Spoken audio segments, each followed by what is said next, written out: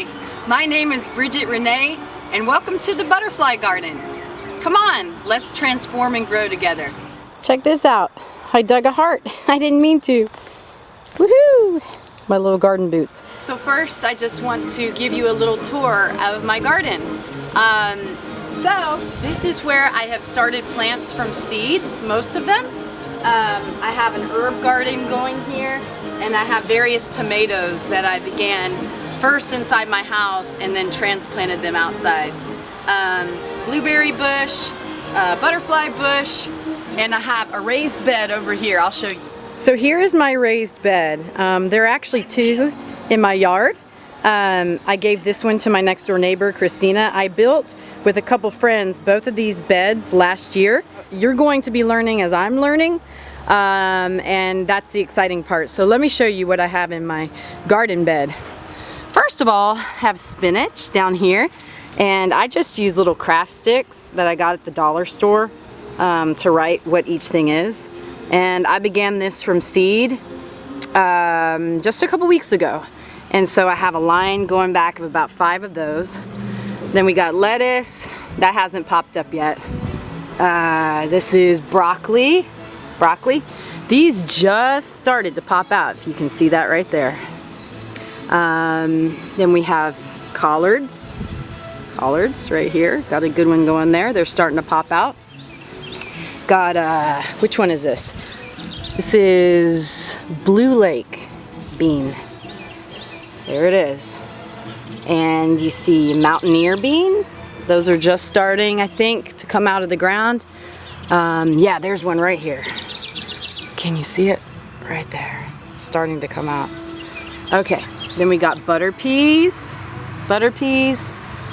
I don't know if those are emerging yet. And we have lima beans. So, that's what I have in my raised bed this year.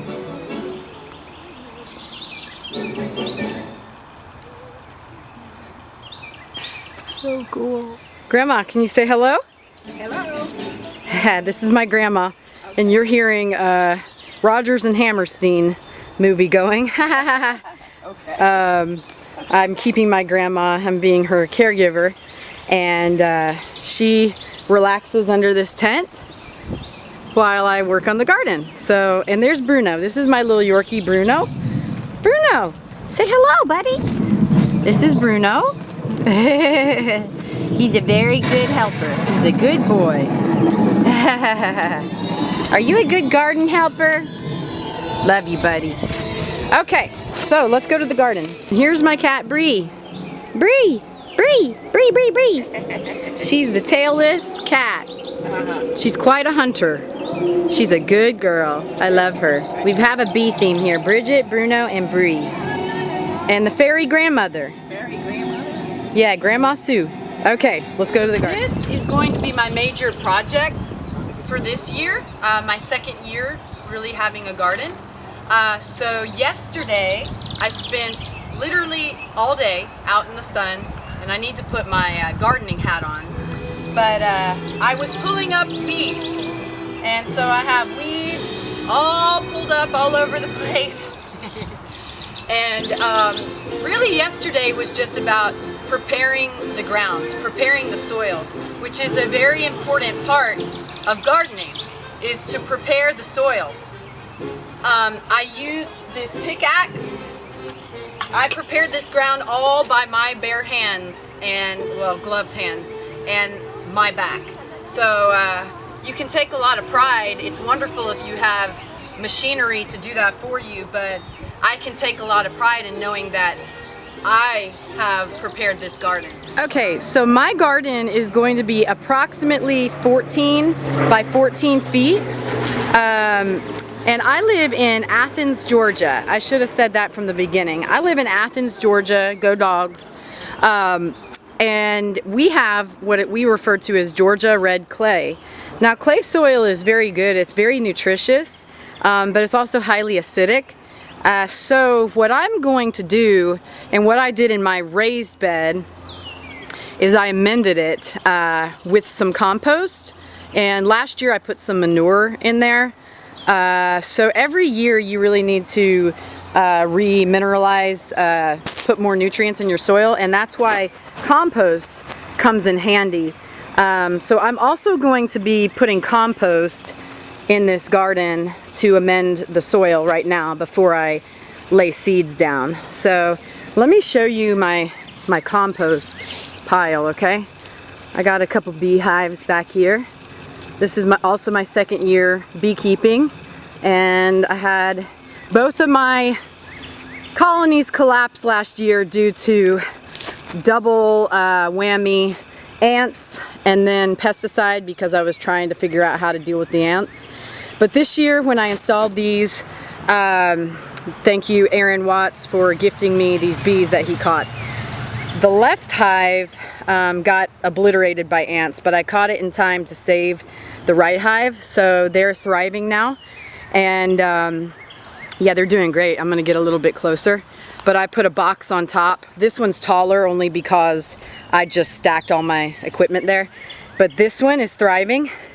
And I mean, the top one is already half full of honey and babies and stuff like that. So anyway, those are my beehives, which are wonderful pollinators for a garden. That's very important to have pollinators. So here is my compost pile. It's not very neat and tidy. And I got these bags from a neighbor next door. They were putting out some yard clippings and leaves and stuff. And because this is the middle of the COVID pandemic, they weren't picked up. So I said, hey, my neighbor Christina gave me the idea that we could use them in the compost pile. So I asked permission and they said, please take it off of our hands. So I went and got that, but as you can see back here, it's clippings, it's you know, produce, it's banana peels, flower clippings. I just pruned my rose bush in the front of my house, and we really need to stir that up a bit.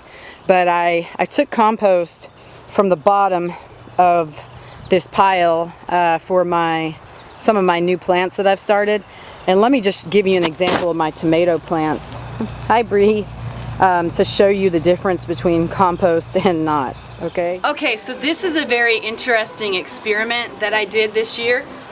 This was my first time starting growing seeds inside of my house. And we had a lot of rain this winter.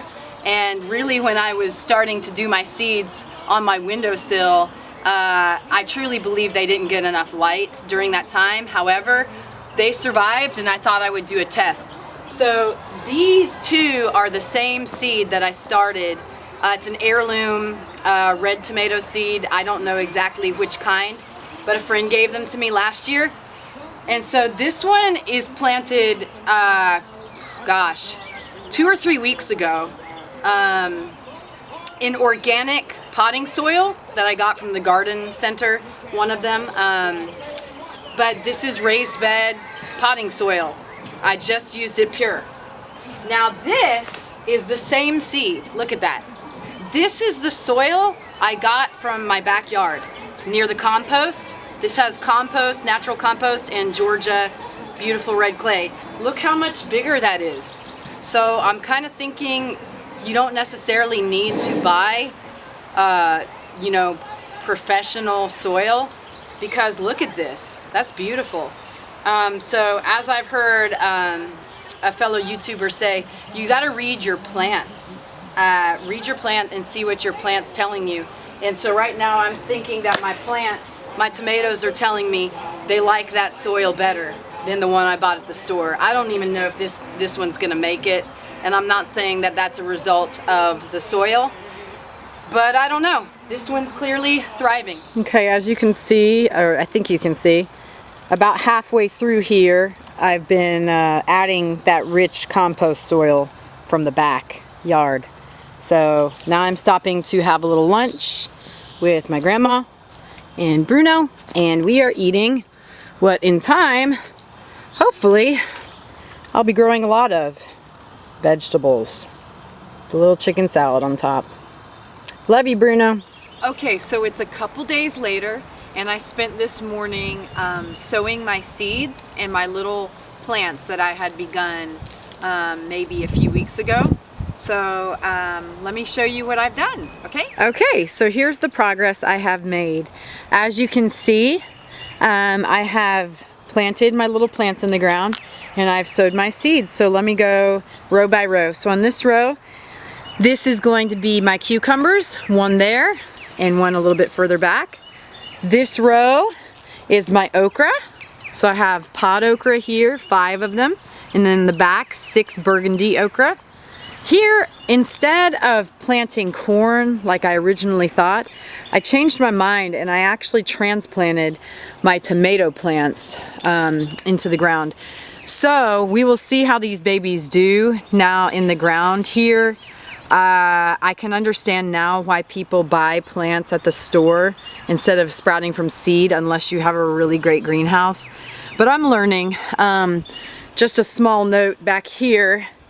I transplanted the tomatoes and this one seems to be a little stressed from the change of environment, but I've put it on a plant stake and tied it with a little flexible wire, so hoping it makes it, and I watered it and praying for it, speaking life over that plant. And then on this aisle we're gonna have peppers. So I have 3 jalapenos, their seeds, and then 3 habaneros back there. Last year my peppers thrived more than anything I planted. So, and then on this row we have summer squash, 3 summer squash. As you can see, I have landscaping paper down to prevent weeds because I worked really hard to pull all these weeds, so I'd like to prevent them from coming back. In addition to that, after I finish laying this landscaping paper, I need to get some mulch and lay that down, and that'll really be my last step. And the landscaping paper, as I said, keeps weeds from growing through and still retaining the moisture, letting the moisture go through from the water. And then the mulch really helps to retain the moisture so that I don't have to water every day. So yay, and as you can see, I put up a small fence, just a little bit of wire around the side. This is called Use What You Have. I got this wire at Aldi, as I also did the landscaping paper. So right now this is gonna work for me. The plants are small. In time I may have to make this fence higher, but we'll see. We're just learning and growing together. Thank you for joining me on this first episode videoed in the butterfly garden. I'm glad you joined me, and I'm looking forward to making more videos in the future about different things I'm interested in and that I've learned in my life thus far, pertaining to gardening, healthy eating, essential oiling, and the scripture or faith-based material. So thank you for joining me, and keep flying higher. All right, bye butterflies.